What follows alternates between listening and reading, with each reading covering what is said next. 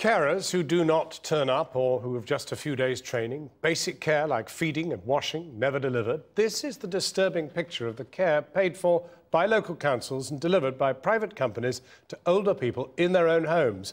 Today, the regulator has announced that inspectors will carry out checks without warning on hundreds of care staff as they visit older people around the country. But in tonight's special report, our health and social care correspondent, Victoria Macdonald, hears how carers themselves fear for the falling standards they're able to offer.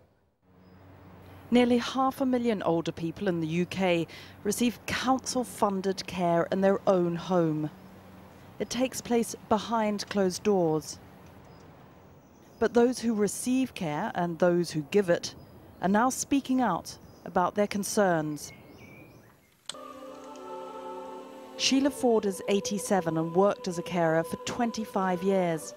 3 years ago, she started to need care at home herself. Caring is something inside you which wants to help somebody else in distress who needs help. But Sheila's own experience of care agencies has been disappointing. She had problems with carers not turning up, leaving her exhausted and in pain. This business about not turning up is very difficult because, A, you get to about 8:45 and you think, oh boy, nobody's going to come tonight, and so you have to put yourself to bed. But it means I don't wash because I just can't cope, and I'm tired in the evening. I didn't get creams and things like that. I had to have cream to alleviate the pain of chilblains. Sheila's experiences are not unique. The evidence we've heard suggests the care system is in crisis. Channel 4 News has obtained this new data from the industry regulator, the Care Quality Commission. It reveals that more than a quarter of the agencies who are paid to look after elderly people are failing to meet minimum standards on care and welfare. But what's even more striking is the massive jump in the number of whistleblowers contacting the regulator to raise the alarm. Figures from the CQC show that in recent months they have received hundreds of complaints about the industry. And Public Concern at Work, the whistleblowing charity that helps employees speak up, says that the last 6 months has seen a 60% increase in calls to its helpline about care. And they now receive more calls about this sector than any of the other public services, including the NHS. Kerry is one of those who has spoken out. She works for a large regional agency and has tried several times to raise the alarm about the safety of clients. Care plans are supposed to be updated on a regular basis. We go into clients' homes and plans haven't been updated for 2 or 3 years. Medication isn't always updated. It's a huge issue. Indeed, figures we've obtained from the regulator show that 27% of agencies are not meeting standards on the management of medicines.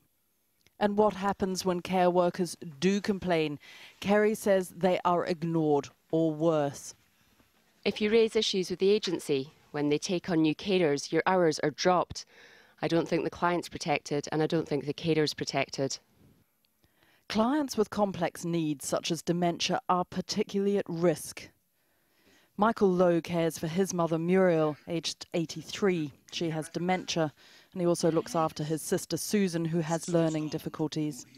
I feel virtually on call 24 hours a day, even though at times I just don't feel well enough to do this. In fact, Michael is disabled himself and can't provide all the assistance his mother needs. So it is a strain for everyone when Muriel's care workers don't turn up. He often pays for a private carer visiting today to give her extra support. 50 or 60 years you were married, weren't you? The level of support that Mum actually gets is inadequate. One of the biggest issues is time. Care workers spending just 30 minutes or less because they're under pressure by their agency to get to the next client. I had a problem to get her to eat and to drink. Mum's gone for weeks without a shower, simply because in a half an hour it can't be done. The UK Home Care Association, which represents many of the agencies, told us that it is councils who are demanding carers reduce the time they spend on visits. And they also want to pay less, the association claims, making it harder to deliver a quality service. Joanna Pitts runs a care agency. She doesn't do short visits, and she pays her staff above the minimum wage. Would you pay £5 an hour for somebody to look after your mother? It's an approach that has cost her business. This summer, she handed back a council contract as it didn't cover her staff costs. I wasn't prepared to cut their wages. I didn't think it was fair to them. So that is why I had to hand the council clients back. And then there is the issue of training new staff. When I have a new member of staff, they have 6 weeks mandatory training. I don't think it's safe on a worker or a client to be non-trained. And I think the basic training is not enough. Yet we've been told that many agencies give less than a week's training. Jill, who's asked not to be identified, works for a national company. In this climate at the moment, you can come in and you can have your 5-day induction. You can be a banker, you can be a labourer, you can be a shopkeeper. Anybody of any profession can walk into our company and say, I'd like a job, and they would say, OK. And you have your 5-day induction, and once that's all done, away you go. How do they know that you're capable of doing this job after just 5 days induction? They don't. They don't know.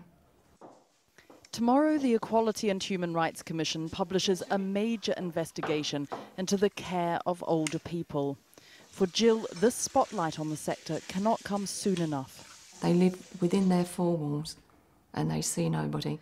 And you come in and their face lights up, and for that tiny little time that you get in there, they've got some conversation, some tiny bit of humanity, if you like, with them. That's it. Sheila Ford's complaints were finally listened to. 2 months ago, she transferred to another provider. But though she's happier with her carers, she thinks the sector is still struggling. As the time comes for them to go, you can feel they've gone, really. And even the nicest of and the best of carers, they have to be at another place doing somebody else's problems. And that's a terrible way to do caring. Victoria Macdonald with that special report.